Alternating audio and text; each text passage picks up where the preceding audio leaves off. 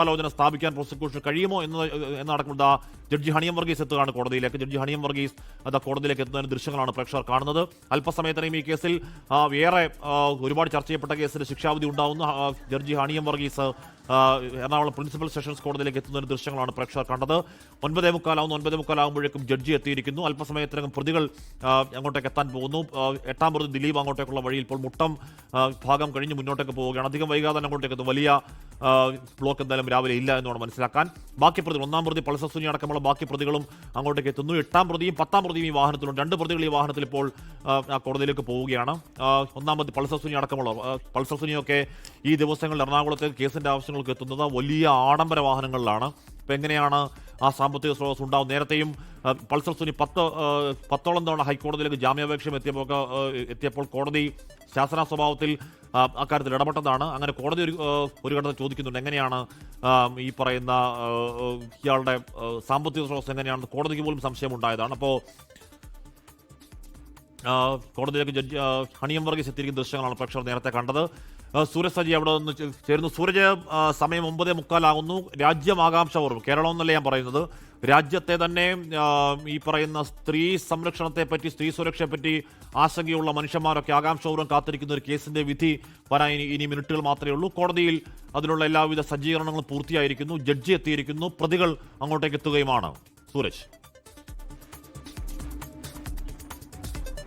ഹാഷ്മി, അതുതന്നെയാണ് രാജ്യം ഉറ്റുനോക്കുന്ന സ്ത്രീ സുരക്ഷയെ ബാധിക്കുന്ന ഏറ്റവും നിർണായകമായ ഒരു കേസിലെ വിധിക്ക് കാതോർക്കുകയാണ്. രാജ്യം തന്നെ കാതോർക്കുന്നുവെന്ന് പറയാം. ഇപ്പോൾ ആ കേസിൽ വിധി പറയേണ്ട ജഡ്ജി കൂടി ഇങ്ങോട്ടേക്ക് എത്തിയിരിക്കുന്നു. പ്രിൻസിപ്പൽ സെഷൻസ് ജഡ്ജി ഹണിയം വർഗീസ് അല്പം മുമ്പാണ് ഇങ്ങോട്ടേക്ക് എത്തിയത്. വലിയ സുരക്ഷയാണ് ഈ കോടതിക്ക് മുമ്പിൽ അടക്കം ഒരുക്കിയിരിക്കുന്നത്. ഈ 3 കവാടങ്ങളാണ് ഈ കോടതിക്കുള്ളത്. അവിടെയെല്ലാം തന്നെ പോലീസിന്റെ കൃത്യമായ വിന്യാസമുണ്ട്. അതോടൊപ്പം തന്നെ കോടതിയിലേക്ക് എത്തുന്ന ജീവനക്കാരെ പോലും അവരുടെ തിരിച്ചറിയൽ കാർഡ് അടക്കം പരിശോധിച്ചതിന് ശേഷം മാത്രമാണ് പോലീസ് കടത്തിവിടുന്നത്. ഇപ്പോൾ ഈ ഗേറ്റിലൂടെയാണ് സാധാരണഗതിയിൽ ഈ ജഡ്ജിമാരടക്കം അകത്തേക്ക് കടക്കുക. അതായത് വിവിധ കോടതികൾ ഇവിടെ പ്രവർത്തിക്കുന്നുണ്ട്, അവർക്ക് മാത്രമാണ് ഈ ഗേറ്റിലൂടെ എൻട്രൻസ് ഉള്ളൂ.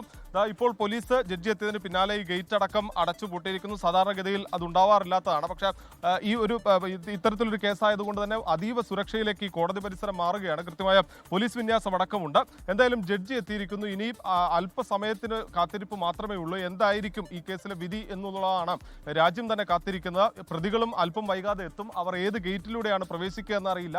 പക്ഷേ ചില നിയന്ത്രണങ്ങൾ ഈ കോടതി പരിസരത്ത് സാധാരണഗതിയിൽ നിന്ന് മാറ്റി ഏർപ്പെടുത്തിയിട്ടുണ്ട്. അതായത് ഈ സാധാരണ വരുന്ന വഴികളിലടക്കം ആരെയും നിർത്തുന്നില്ല. അവിടെ നിന്നെല്ലാം പോലീസ് ആളുകളെ ഒഴിപ്പിക്കുന്നു. അതോടൊപ്പം തന്നെ തിരിച്ചറിയൽ കാർഡ് പരിശോധിച്ചതിന് ശേഷം ഈ കോടതിയിലേക്ക് എത്തേണ്ട ആളുകളെ മാത്രമേ എന്തായാലും പ്രവേശിപ്പിക്കുന്നുള്ളൂ. എന്തായാലും ഈ കേസിൽ നിർണായകമായ വിധി പറയേണ്ട ഹണിയം വർഗീസ് ഇപ്പോൾ ഈ കോടതിയിലേക്ക് എത്തിയിരിക്കുകയാണ്. ആഷ്മി, ജഡ്ജി കോടതിയിലേക്ക് എത്തിയിരിക്കുന്നു. പ്രതികൾ കോടതിയിലേക്ക് എത്തിക്കൊണ്ടിരിക്കുന്നു. 8-ാം പ്രതിയും 10-ാം പ്രതിയും ഒരേ വാഹനത്തിൽ മുട്ടം കഴിഞ്ഞ് അങ്ങോട്ടേക്കുള്ള യാത്രയിലാണ്. ദിലീപും 10-ാം പ്രതി ശരത്തുമാണ്. ബാക്കി 1 മുതലുള്ള 6 പ്രതികൾ ഈ കുറ്റകൃത്യത്തിൽ ഹീനമായ ഒരു കുറ്റകൃത്യത്തിൽ നേരിട്ട് പങ്കെടുത്ത 1 മുതൽ 6 വരെയുള്ള പ്രതികൾ അങ്ങോട്ടേക്ക് എത്തുകയാണ്. ആ ഹീനമായ കൃത്യത്തിന്റെ ഗൂഢാലോചന നടത്തി മാസ്റ്റർ ബ്രെയിനാണ് എന്ന് സംശയിക്കപ്പെടുന്ന 8-ാം പ്രതി അടക്കമുള്ളവർ, ദിലീപ് അടക്കമുള്ളവർ അങ്ങോട്ടേക്ക് എത്തിക്കൊണ്ടിരിക്കുന്നു. ജഡ്ജികളും പ്രതികളും എത്തിയാൽ പിന്നെ അധിക സമയം ഉണ്ടാവില്ല. 11 മണിയോടെ വിധി പ്രസ്താവം വായിച്ചു തുടങ്ങുമെന്ന് വേണം മനസ്സിലാക്കാൻ. 11:15 തന്നെ ആ കേസിന്റെ പൂർണ്ണ വിശദാംശങ്ങൾ പുറത്തേക്ക് വരും എന്നതാണ് പ്രതീക്ഷിക്കുന്നത്. നേരത്തെ നമ്മളോട് സംസാരിച്ച ഇരയുടെ അതിജീവിതയുടെ അഭിഭാഷക ടി ബി മിനി, അവർക്ക് പൂർണ്ണാർത്ഥത്തിൽ വിശ്വാസമുണ്ട്. കാരണം ആ വിശ്വാസത്തിന്റെ അടിസ്ഥാനം ഏതെങ്കിലും ഒരു ഗൂഢാലോചന കേസിൽ, ഏതെങ്കിലും ഒരു 120B കേസിൽ സമർപ്പിക്കാൻ കഴിയും. ഇതിൽ പൾസർ സുനിക്കെതിരായ തെളിവുകളൊക്കെ ആധികാരികവും പൂർണ്ണമാണ്. അക്കാര്യത്തിൽ ആർക്കും സംശയങ്ങളില്ല. അതിൽ ആകെ സംശയമുള്ളത് പൾസർ സുനിയുടെ അഭിഭാഷകന് മാത്രമേ ഉള്ളൂ. ഇന്നലെ പുള്ളി പറയുന്നത് പൾസർ സുനി ഒന്നും ഇല്ല എന്നാണ് പറയുന്നത്. അതെങ്ങനെയാണ് ഇല്ല എന്ന് പറയാൻ കഴിയുക എന്നറിയില്ല. ഫോൺ ലൊക്കേഷൻ അടക്കം ബാക്കി പൾസർ സുനി ആ കൃത്യം നേർക്കുനേർ ചെയ്തു എന്ന് തെളിയിക്കാൻ ആവശ്യമായ 100 തെളിവുകൾ അവിടെയുണ്ട്. അപ്പോഴും പൾസർ സുനിയുടെ അഭിഭാഷകന് മാത്രമേ അക്കാര്യത്തിൽ അത് പൾസർ സുനിക്ക് പോലും സംശയം ഉണ്ടാവുമെന്ന് അറിയില്ല. പൾസർ സുനിയുടെ അഭിഭാഷകന് മാത്രമേ ഈ കൃത്യത്തിൽ പൾസർ സുനി ഇല്ല എന്ന് വാദിക്കുന്ന ഒരേ ഒരാൾ അഭിഭാഷകൻ മാത്രമാണ്. ബാക്കി എല്ലാവർക്കും മനസ്സിലാവുന്ന കാര്യങ്ങളേ ഉള്ളൂ അത്.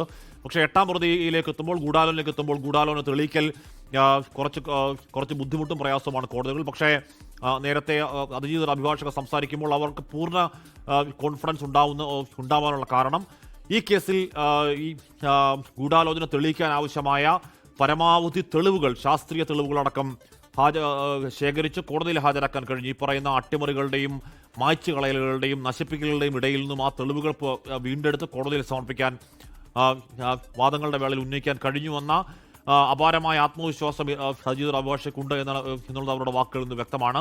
ലോകത്തെവിടെയായാലും ഏത് സമയത്തും 24 വാർത്തകളും ഓഗ്മെന്റഡ് റിയാലിറ്റി പാക്കേജുകളും എക്സ്പ്ലെയിനറുകളും വിശദമായി കാണാൻ ഞങ്ങളുടെ യൂട്യൂബ് ചാനൽ നിങ്ങൾക്ക് സബ്സ്ക്രൈബ് ചെയ്യാം.